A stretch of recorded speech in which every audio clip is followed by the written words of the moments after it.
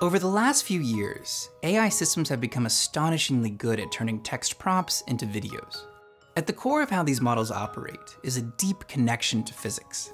This generation of image and video models works using a process known as diffusion, which is remarkably equivalent to the Brownian motion we see as particles diffuse, but with time run backwards, and in high-dimensional space. As we'll see, this connection to physics is much more than a curiosity. We get real algorithms out of the physics that we can use to generate images and videos. And this perspective will also give us some really nice intuitions for how these models work in practice. But before we dive into this connection, let's get hands-on with a real diffusion model. While the best models are closed source, there are some compelling open source models. This video of an astronaut was generated by an open source model called WAN 2.1. We can add to our prompt and have our astronaut hold a flag, hold a laptop, or hold a meeting. If we cut down our prompt to just an astronaut, we get this. And if we cut down our prompt to nothing, we interestingly still get this video of a woman. If we dig into our WAN model's source code, we'll find that the video generation process begins with this call to a random number generator, creating a video where the pixel intensity values are chosen randomly. Here's what it looks like. From here, this pure noise video is passed into a transformer. This is the same type of AI model used by large language models like ChatGPT. But instead of outputting text, this transformer outputs another video that now looks like this. Still mostly noise, but with some hints of structure. This new video is added to our pure noise video and then passed back into the model again, producing a third video that looks like this. This process is repeated again and again. Here's what the video looks like after 5 iterations, 10, 20, 30, 40, and finally 50. Step by step, our transformer shapes pure noise into incredibly realistic video. But what exactly is the connection to Brownian motion here? And how is our model able to use text input so expressively to shape noise into what our prompt describes? In this video, we'll unpack diffusion models in 3 parts. First, we'll look at a 2021 OpenAI paper and model called CLIP. As we'll see, CLIP is really 2 models, a language model and a vision model, that are trained using a clever learning objective that allows them to learn this really powerful shared space between words and pictures. Experimenting with this space will help us get a feel for the high-dimensional spaces that diffusion models operate in. But learning a shared representation is not enough to generate images. From here, we'll look at the diffusion process itself. At a high level, diffusion models are trained to remove noise from images or videos. However, if you dig into the landmark papers in the field, you'll find that this naive understanding of diffusion really doesn't hold up in practice. In this section, we'll dig into the connection between diffusion models and diffusion processes in physics. This connection will help us understand how these models really work in practice, and give us some powerful theory for dramatically speeding up image and video generation. Finally, we'll bring these worlds together and see how approaches like CLIP are combined with diffusion models to condition and guide the generation process towards the videos we ask for in our prompts. 2020 was a landmark year for language modeling. New results in neural scaling laws and OpenAI's GPT-3 showed that bigger really was better. Massive models trained on massive datasets had capabilities that simply didn't exist in smaller models. It didn't take long for researchers to apply similar ideas to images. In February 2021, a team at OpenAI released a new model architecture called CLIP, trained on a dataset of 400 million image and caption pairs scraped from the internet. CLIP is composed of 2 models, one that processes text and one that processes images. The output of each of these models is a vector of length 512, and the central idea is that the vectors for a given image and its caption should be similar. To achieve this, the OpenAI team developed a clever training approach. Given a batch of image caption pairs, for example, our batch could contain a picture of a cat, a dog, and me, with the captions a photo of a cat, a photo of a dog, and a photo of a man. We then pass our 3 images into our image model, and our 3 captions into our text model. We now have 3 image vectors and 3 text vectors, and we would like the vectors for the matching image caption pairs to be similar. The clever idea from here is to make use of the similarity not just between the corresponding images and captions, but between all image caption pairs in the batch when training our models. If we arrange our image vectors as the columns of a matrix, and our text vectors as the rows, the pairs of vectors along the diagonal of our matrix correspond to matching images and captions, and all the pairs off diagonal are non-matching images and captions. The clip training objective seeks to maximize the similarity between corresponding image-caption pairs, while simultaneously minimizing the similarity between non-corresponding image-caption pairs. The C in clip stands for contrastive, because the model learns to contrast matching and non-matching image-caption pairs. The clip algorithm measures similarity between vectors using a metric called cosine similarity.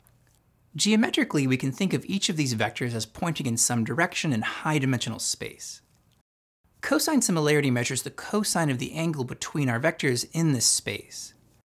So if our text and image vector point in the same direction, the angle between our vectors will be 0, resulting in a maximum value for our cosine similarity score of 1. So the image and text models that make up clip are trained to maximize the alignment of related images and captions in this shared high-dimensional space, while minimizing the alignment between unrelated images and captions. The learned geometry of this shared vector space, known as a latent or embedding space, has some really interesting properties. If I take two pictures of myself, one not wearing a hat and one wearing a hat, and pass both of these into our clip image model, we get two vectors in our embedding space. Now if I take the vector corresponding to me wearing a hat, and subtract the vector of me not wearing a hat, we get a new vector in our embedding space. Now what text might this new vector correspond to? Mathematically, we took the difference of me wearing a hat and me not wearing a hat. We can search for corresponding text by passing a bunch of different words into our text encoder, and for each computing the cosine similarity between our newly computed difference vector and the text vector. Testing a set of a few hundred common words, the top ranked match with a similarity of 0.165 is the word hat, followed by cap and helmet. This is a remarkable result. The learned geometry of clips embedding space allows us to operate mathematically on the pure ideas or concepts in our images and text, translating the differences in the content of our images, like if there's a hat or not, into a literal distance between vectors in our embedding space. The OpenAI team showed that clip could produce very impressive image classification results by simply passing an image into our image encoder, and then comparing the resulting vector to a set of possible captions, one for each label that could be assigned to the image, and classifying the image with whatever label resulted in the highest cosine similarity. So techniques like clip give us a powerful shared representation of image and text, a kind of vector space of pure ideas. However, our clip models only go one direction. We can only map image and text to our shared embedding space. We have no way of generating images and text from our embedding vectors. 2020 turned out not only to be a transformative year for language modeling. A few weeks after the GPT-3 paper came out, a team at Berkeley published a paper called Denoising Diffusion Probabilistic Models, now known as DDPM. The paper showed for the first time that it was possible to generate very high-quality images using a diffusion process, where pure noise is transformed step by step into realistic images. The core idea behind diffusion models is pretty straightforward. We take a set of training images and add noise to each image step by step until the image is completely destroyed. From here, we train a neural network to reverse this process. When I first learned about diffusion models, I assumed that the models would be trained to remove noise a single step at a time. Our model would be trained to predict the image in step 1 given the noisier image in step 2, trained to predict the image in step 2 given the noisier image in step 3, and so on. When it came time to generate an image, we would pass pure noise into our model, take its output and pass it back into its input again and again. And after enough steps, we would have a nice image. Now, it turns out that this naive approach to building a diffusion model really does not work well. Virtually no modern models work like this. These are the training and image generation algorithms from the Berkeley team's paper. The notation is a bit dense, but there's some key details we can pull out that will help us understand what it takes to make these models really work. The first thing that surprised me is that the team added random noise to images not just during training, but also during image generation. Algorithm 2 tells us that when generating new images, at each step, After our neural network predicts a less noisy image, we need to add random noise to this image before passing it back into our model. This added noise turns out to matter a lot in practice. If we take a popular diffusion model like Stable Diffusion 2 and use the Berkeley team's image generation approach, known as DDPM sampling, we can get some really nice images. Here's the image we get when prompting the model with this prompt, asking for a tree in the desert. Now, if we remove the line of code that adds noise at each step of the generation process, we end up with a tiny, sad, blurry tree. How is it that adding random noise while generating images leads to better quality, sharper images? The second thing that surprised me when I encountered the Berkeley team's approach was that the team wasn't training models to reverse a single step in the noise addition process. Instead, the team takes an initial clean image, which they call x0, and adds scaled random noise to the image, which they call epsilon. And from here, they train the model to predict the total noise that was added to the original image. So the team is effectively asking the model to skip all the intermediate steps and make a prediction about the original image. Intuitively, this learning task seems much more difficult to me than just learning to make a noisy image slightly less noisy. The Berkeley team's paper and approach was a landmark result that put diffusion on the map. Why does adding random noise while generating images and training the model like this work so well? The DDPM paper draws on some fairly complex theory to arrive at these algorithms. I'll include a link to a great tutorial in the description if you want to dig deeper into the theory. Happily, it turns out that there's a different but mathematically equivalent way of understanding what diffusion models are really learning, that we can use to get a visual and intuitive sense for why the DDPM algorithms work so well. The key will be thinking of diffusion models as learning a time-varying vector field.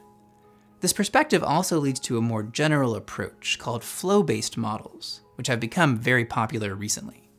To see how diffusion models learn this time-varying vector field, let's temporarily simplify our learning problem. One way to think about an image is as a point in high-dimensional space, where the intensity value of each pixel controls the position of the point in each dimension. If we reduce the size of our images to only 2 pixels, we can visualize the distribution of our images by plotting the pixel intensity value of our first pixel on the x-axis of a scatter plot, and the pixel intensity of our second pixel on the y-axis. So an image with a black first pixel and a white second pixel would show up at x equals 0 and y equals 1 on our scatter plot, and an all-white image would be at 1, 1, and so on. Now, real images have a very specific structure in this high-dimensional space. Let's create some structure for our points in our lower 2-dimensional space for our diffusion model to learn. The exact structure we choose doesn't matter too much at this point. Let's start with a spiral shape like this. The core idea of diffusion models, adding more and more noise to an image and then training a neural network to reverse this process, looks really interesting from the perspective of our 2D toy data. When we add random noise to an image, we're effectively changing each pixel's value by a random amount. In our toy 2D dataset, where the coordinates of a point correspond to that image's pixel intensity values, adding random noise is equivalent to taking a step in a randomly chosen direction. As we add more and more noise to our image, our point goes on a random walk. This process is equivalent to the Brownian motion that drives diffusion processes in physics, and is where diffusion models get their name. From here, it's pretty wild to think about what we're asking our diffusion model to do. Our model will see many different random walks from various starting points in our dataset, and we're effectively asking our model to reverse the clock, removing noise from our images by learning to play these diffusion processes backwards, starting our points from random locations and recovering the original structure of our dataset. How can our model learn to reverse these random walks?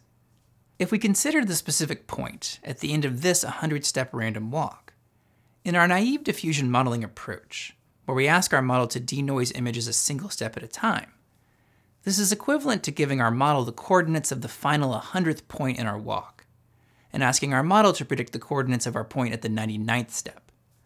Although the direction of our 100th step is chosen randomly, there will be some signal in aggregate for our model to learn from here. Given enough training points, we expect many diffusion paths to go through this neighborhood. And on average, our points will be diffusing away from our starting spiral, so our model can learn to point back towards our spiral. We can now see why the Berkeley team's training objective works so well. Instead of training the model to remove noise from images one step at a time, this would correspond to predicting the coordinates of the 99th step given the 100th. The team instead trained the model to predict the total noise added across the entire walk. On our plot, this is the vector pointing from our 100th step back to the original starting point of the walk. It turns out that we can prove that learning to predict the noise added in the final step of our walk is mathematically equivalent to learning to predict the total noise added, divided by the number of steps taken. This means that when our model learns to reverse a single step, although our training data is noisy, we expect our model to ultimately learn to point back towards x0. By instead training our model to directly predict the vector pointing back towards x0, we're significantly reducing the variance of our training examples, allowing our model to learn much more efficiently, without actually changing our underlying learning objective. So for each point in our space, our model learns the direction pointing back towards the original data distribution. This is also known as a score function. And the intuition here is that the score function points us towards more likely, less noisy data. Now, in practice, these learned directions depend heavily on how much noise we add to our original data. After 100 steps, most of our points are far from their starting points, so our model learns to move these points back in the general direction of our spiral. However, if we train our model on examples after only one diffusion step, we end up with a much more nuanced vector field, pointing to the fine structure of our spiral. There turns out to be a clever solution to this problem. Instead of just passing in the coordinates of our point into our model, which we'll write here as a function f, we can also pass in a time variable that corresponds to the number of steps taken in our random walk. If we set t equal to 1 at our 100th step, then t would equal 0.99 at our 99th step, and so on. Conditioning our models on time like this turns out to be essential in practice, allowing our model to learn coarse vector fields for large values of t, and very refined structures as t approaches 0. After training, we can watch the time evolution of our model. We see this really interesting behavior as t approaches 0.4. Our learned vector field suddenly transitions from pointing towards the center of the spiral to pointing towards the spiral itself. It feels like a phase change. We're now in a great position to resolve the final mystery of the DDPM paper. How is it that adding random noise at each step while generating images leads to better quality, sharper images? Let's follow the path of a single point guided by the DDPM image generation algorithm. On our 2D dataset, generating an image is equivalent to starting at a random location and working our way back to our spiral. Starting at a randomly chosen location of x equals -1.6 and y equals 1.8, our model's vector field points us back towards our spiral. Following the DDPM algorithm, we take a small step in the direction returned by our model and add scaled random noise, which effectively moves our point in a random direction. We'll color the steps driven by our diffusion model in blue and our random steps in gray. Note that the scale of the random step may seem large, but following our DDPM algorithm, the size of our random steps will come down as we progress. Repeating this process for 64 steps, our particle jumps around quite a bit due to both our learned vector field changing and our random noise steps, but ultimately lands nicely on our spiral. Repeating this process for a point cloud of 256 points, our reverse diffusion process starts out looking like absolute chaos, but does converge nicely, with most points landing on our spiral. Now, what happens if we remove the noise addition steps? Running our reverse diffusion process again without the random noise step, all of our points quickly move to the center of our spiral, and then make their way towards a single inside edge of the spiral. This result can help us make sense of why we saw a sad blurry tree earlier when we removed this random noise step. Instead of capturing our full spiral distribution, as we did when we included a noise step, all of our generated points end up close to the center or average of our spiral. In the space of images, averages look blurry. Conceptually, we can imagine different parts of our spiral corresponding to different images of trees in the desert. And when we remove the random noise steps from our generation process, our generated images end up in the center or average of these images, which looks like a blurry mess. Now, note that the analogy between our toy dataset and high-dimensional image dataset breaks down a bit here. If all the points on our spiral correspond to realistic images, since our generated points do still end up landing on our 2D spiral, we would expect these generated points to still look like real images, but likely with less diversity than we would want. However, in the high-dimensional space of images, it appears that our image generation process doesn't quite make it to the manifold of realistic images, resulting in a blurry, non-realistic image. This prediction of the average is not a coincidence. It turns out that we can show mathematically that our model learns to point to the mean or average of our dataset, conditioned on our input point and the time in our diffusion process. One way to arrive at this result is to show that given the noise we add in our forward process is Gaussian, for sufficiently small step sizes, our reverse process will also follow a Gaussian distribution, where our model actually learns the mean of this distribution.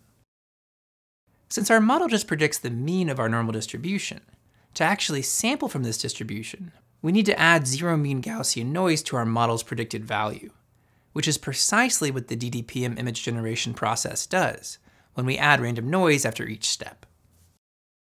We can see this mean learning behavior most clearly early in our reverse diffusion process, when t is close to 1 and our training points are far from our spiral.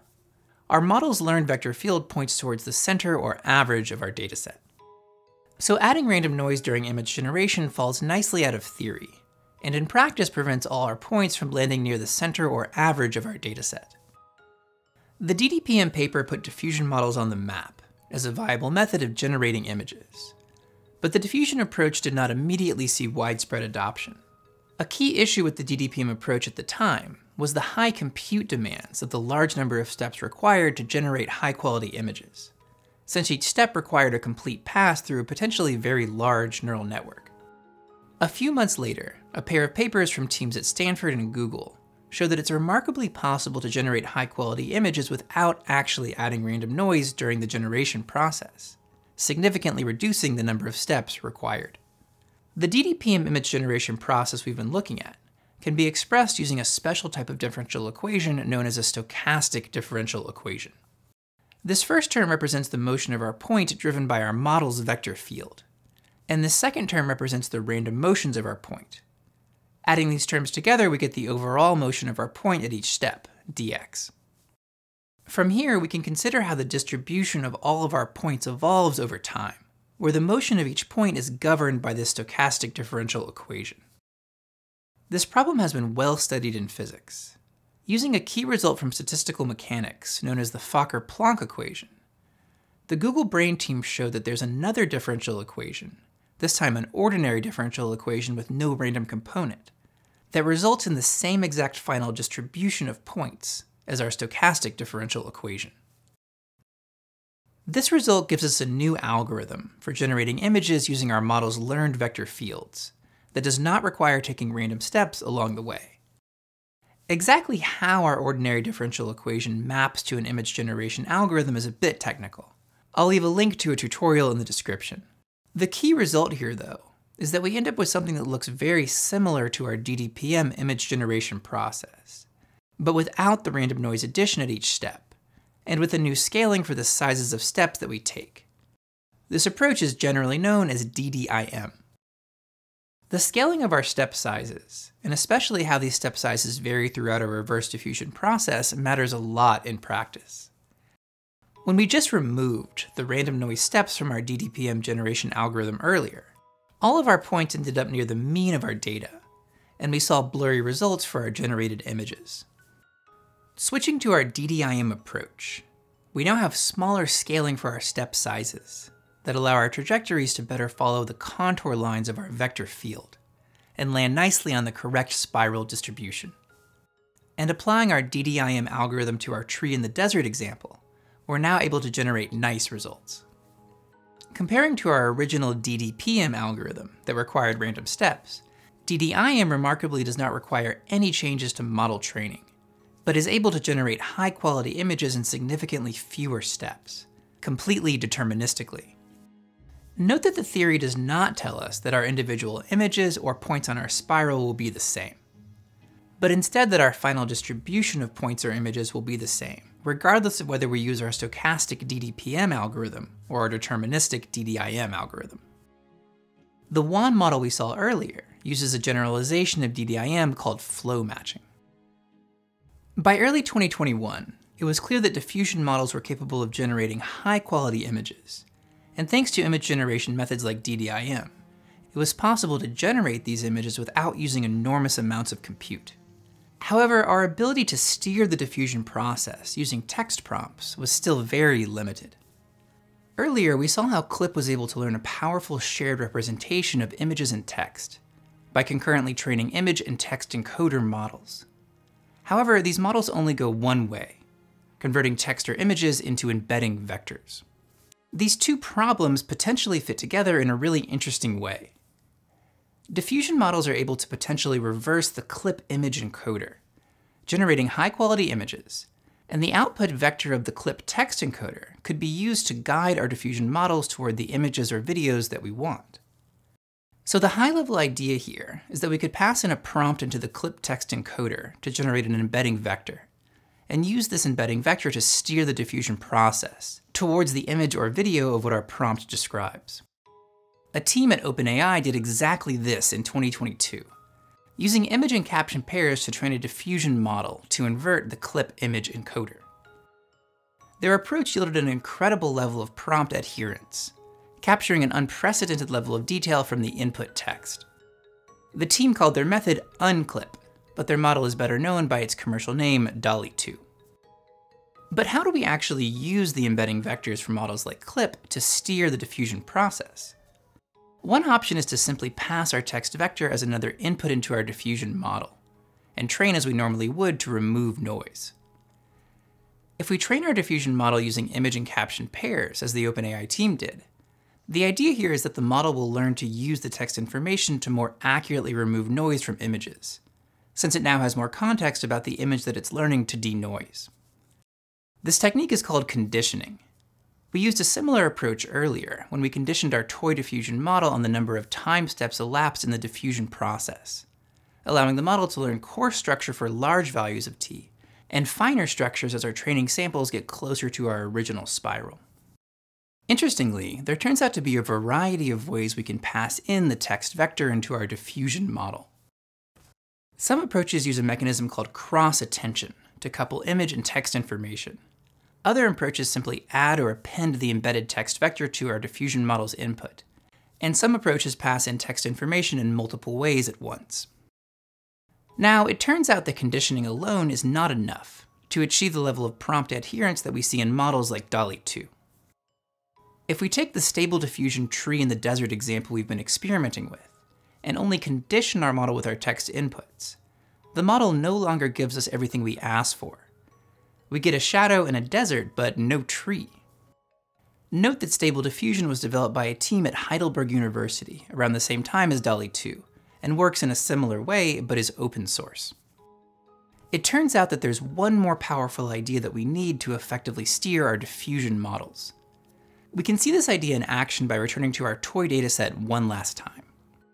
If our overall spiral corresponds to realistic images, then different sections of our spiral may correspond to different types of images.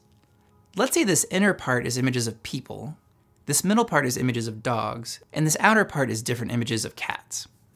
Now, let's train the same diffusion model we trained earlier. But in addition to passing in our starting coordinates and the time of our diffusion process, we'll also pass in the points class: person, cat, or dog. This extra signal should allow our model to steer points to the right sections of our spiral, based on each point's class. Running our generation process, after assigning person, dog, or cat labels to each point, we see that we're able to recover the overall structure of our dataset, but the fit is not great, and we see some confusion here between people and dog images. Part of the problem here is that we're asking our model to simultaneously learn to point to our overall spiral of realistic images and towards specific classes on our spiral. If we consider this cat point, for example, it starts off heading towards the center of our spiral, and as our class-conditioned vector field shifts to point towards the cat region of our spiral, our point moves towards this part of the spiral, but it doesn't quite make it. The modeling task of generally matching our overall spiral has overpowered our model's ability to move our point in the direction of a specific class. Now, is there a way to decouple and maybe even control these two factors? Remarkably, it turns out that we can. The trick is to leverage the differences between the unconditional model that is not trained on a specific class and a model that is conditioned on specific classes. We could do this by training two separate models, but in practice it's more efficient to just leave out the class information for a subset of our training examples. We now have the option of effectively passing in no class or text information into our model, and getting back a vector field that points towards our data in general, not towards any specific class. We can visualize these two vector fields together. Here, the gray vectors show our diffusion model points when we don't pass in any class information, and these yellow vectors show when our model is conditioned on the cat class. For large values of our diffusion time variable, when our training data is far from our spiral, our two vector fields basically point in the same direction, roughly towards the average of our spiral. But as time approaches 0, our vector fields diverge, with our cat conditioned vector field pointing more towards the outer cat portion of our spiral. Now that we have these two separate directions, we can use their differences to push our points more in the direction of the class we want. Specifically, we take our yellow class conditioned vector and subtract our gray unconditioned vector. This gives us a new vector pointing from the tip of our unconditioned vector to the tip of our conditioned vector. The idea from here is that this direction should point more in the direction of our cat examples, now that we've removed the direction generally pointing towards our data. We can now amplify this direction by multiplying by a scaling factor alpha, and replace our original conditioned yellow vector with a vector pointing in this new direction. Let's follow the trajectory of the same cat point we saw earlier that didn't quite make it onto our spiral. We'll roll back our diffusion time variable and start a new green point from the same starting location.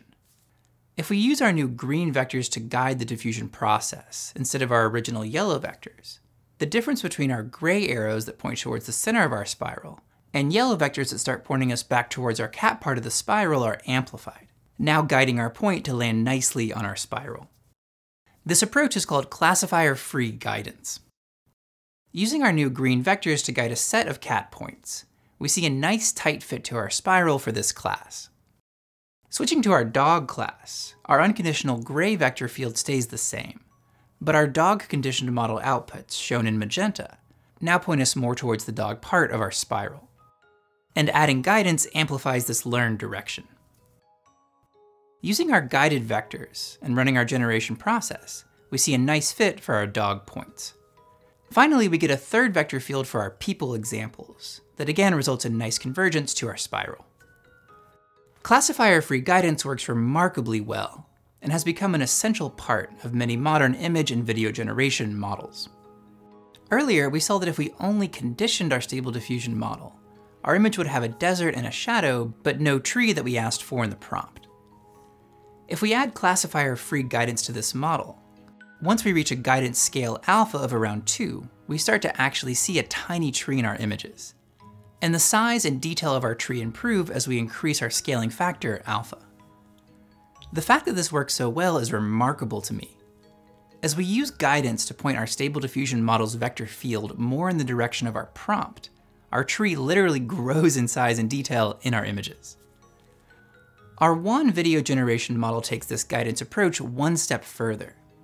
Instead of subtracting the output of an unconditioned model with no text input, the WAN team uses what's known as a negative prompt, where they specifically write out all the features they don't want in their video, and then subtract the resulting vector from the model's conditioned output and amplify the result, steering the diffusion process away from these unwanted features.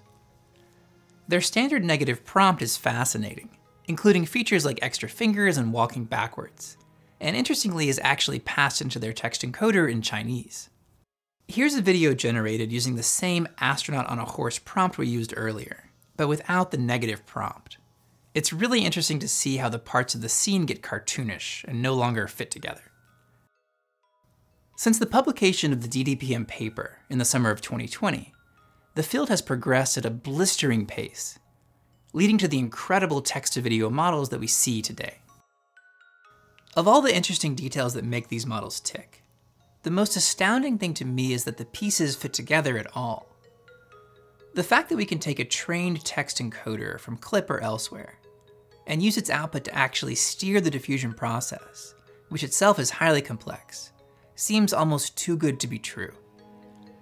And on top of that, many of these core ideas can be built from relatively simple geometric intuitions that somehow hold in the incredibly high-dimensional spaces these models operate in.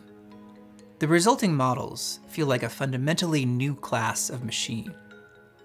To create incredibly lifelike and beautiful images and video, you no longer need a camera. You don't need to know how to draw or how to paint, or how to use animation software. All you need is language. So this, as you can no doubt tell, was a guest video. It comes from Stephen Welch, who runs the channel Welch Labs. If somehow you watch this channel and you're not already familiar with Welch Labs, you should absolutely go and just watch everything that he's made. A while back, he made this completely iconic series about imaginary numbers. He actually has since turned it into a book, and consistent with everything he makes, it's just super high quality, lots of exercises, good stuff like that. More recently, he's been doing a lot of machine learning content, so cannot recommend his stuff highly enough. Now, the context on why I'm doing guest videos at all is that very recently my wife and I had our first baby, which I'm very excited about.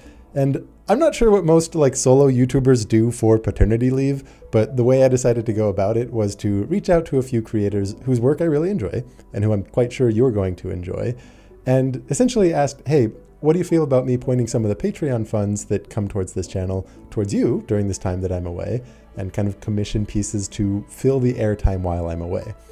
The pieces are actually going to be really great. I've enjoyed giving some editorial oversight as they're coming in. You know, we've got statistical mechanics, we've got machine learning, even some modern art. It's going to be a good time. The next guest video is going to be about a combination of modern art and group theory. It's actually very fun. And like all the other videos on this channel, if you're a Patreon supporter, you can get early views of these ones and provide some feedback before they go live.